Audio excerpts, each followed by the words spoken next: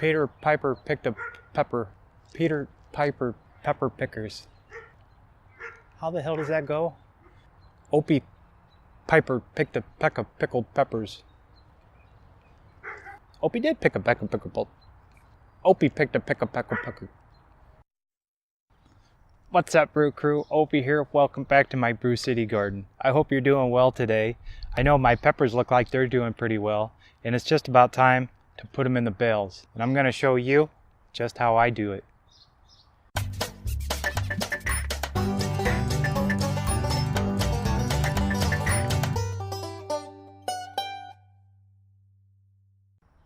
You know, it seems like in most vegetable gardens, there's two staple crops. You got your tomatoes, and then you got your peppers. Here in the Brew City Garden, there's no exception. Tomatoes and peppers. If I don't get anything else into the garden, I've got to get my peppers in. The tomatoes went in the other day, and they're transplanting very nicely. No problems there. So hopefully we can have the same luck with our peppers. Now, as far as getting my peppers in the bales, it's going to be pretty much the same procedure, with one minor difference. When I put the peppers into the bales, I'm only going to bury them up to the soil line. You know, there's mixed thoughts on how to plant your peppers or transplant peppers.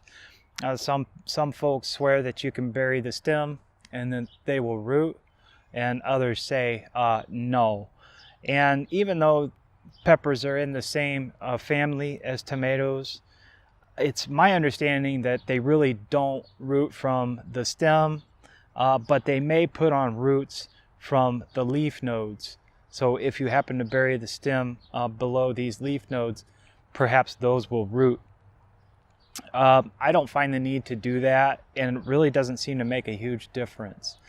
Now, I do know that if you bury the stem of a pepper plant into very heavy or clay soil, that could actually kill your plants. You could probably get away with it in the straw bales, only because the straw is typically very loose. However, I'm not going to do that. If you feel like your plants are a little leggy and the stems aren't as strong as they should be, I would say go ahead and stake your peppers instead of trying to bury them deep.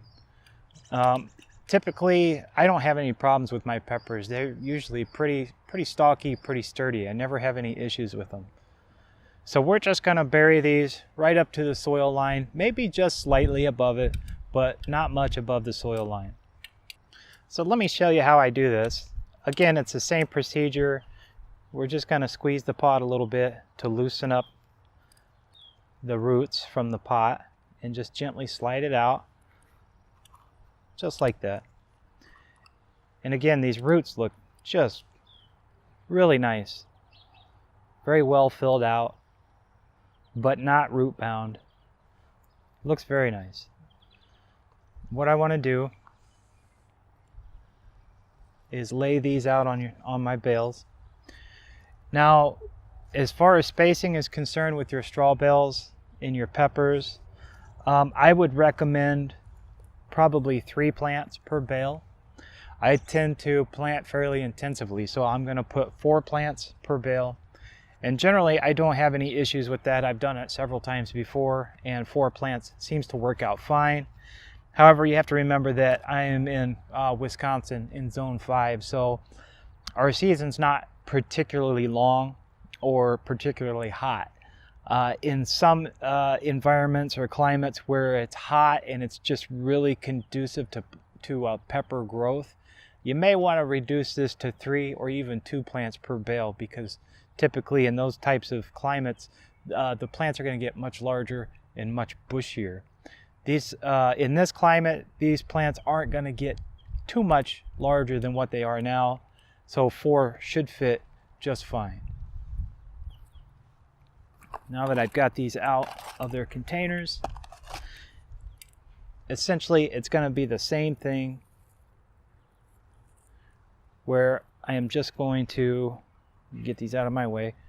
I'm just going to pull the bale open with my hands. Just make an opening. and just gently let that plant drop in. Push it down just a little bit and fold it back in. Push the straw back in. So the straw is coming about a ½ an inch above where the soil line was, but that's okay because typically that top ½ inch or so of the straw is usually the dry layer, I like to call it, or a drier layer. But as long as the majority of that root ball is down in that moisture level, these plants are going to do just fine. Let me throw another one in here. Just going to peel this open. And again, if your bales are very tight, you can always just reach in, pull a little bit of straw out, and then pack it back on top when you're done. This particular bale is fairly loose, so they're going in very nice and easy. Just push the straw back together, and bam, just like that. I mean, super, super easy, guys.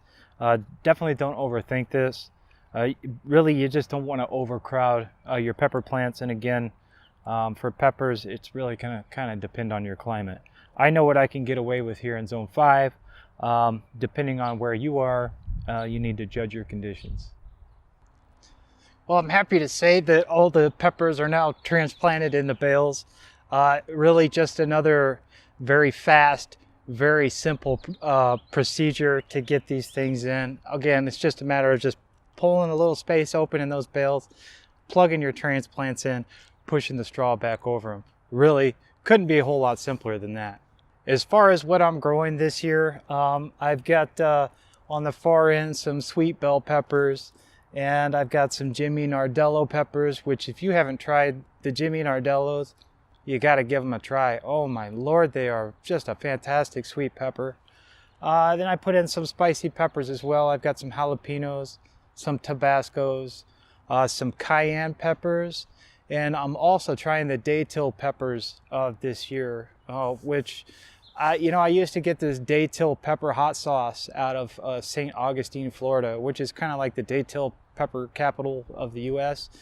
And this hot sauce was amazing. Well, I can't find it anymore. They don't make it. But man, I sure wish I could. So I thought, well, why don't I just grow the peppers and start experimenting with making a hot sauce. So maybe I'll get lucky and kind of replicate it or come somewhat close to it. But anyway, I always like to try new things in the garden anyway. So Daytil peppers are a welcome addition to the Brew City Garden this year. Hey, let me know in the comments below what kind of peppers you got going in your garden this year. I'm always curious to see what other people are growing. And if you're trying something new, let me know. And definitely keep up with me and let me know how it turns out for you. Maybe that'll give me an idea of something to try new in the Brew City Garden for next year. All right, guys. Hey, thanks again for joining me today here at the Brew City Garden. It's always a pleasure to have you guys here. Hey, if you got any value out of this video, do me a favor, give me a big thumbs up. And if you're new here, hey, hit that subscribe button down there and follow along for the rest of the season so you can see just how these peppers do. And I tell you what, if you want to find out more about the Brew City Garden, you can find me on Facebook at Brew City Gardener. Or if you want to hear from the straw bale gardening community as a whole, check out our Facebook group, the Global Straw Bale Gardeners Collective. Man, we got a bunch of awesome people from all around the world there. And not to mention, we got experts and novices alike. It's definitely a wealth of information. Go check it out. All right, guys, as always, I want you guys to have an awesome day. And until next time, we'll see you. Did Opie pick a peck of pickled peppers? Opie did pick a peck of pickled peppers. Got it. Got it. It's the little things. Oops. Shit. Stop breaking your peppers, Opie. Doesn't work that way. Peppers. Peppers. I got peppers. I like to eat peppers, but I like to grow them even more. So, let's grow some peppers.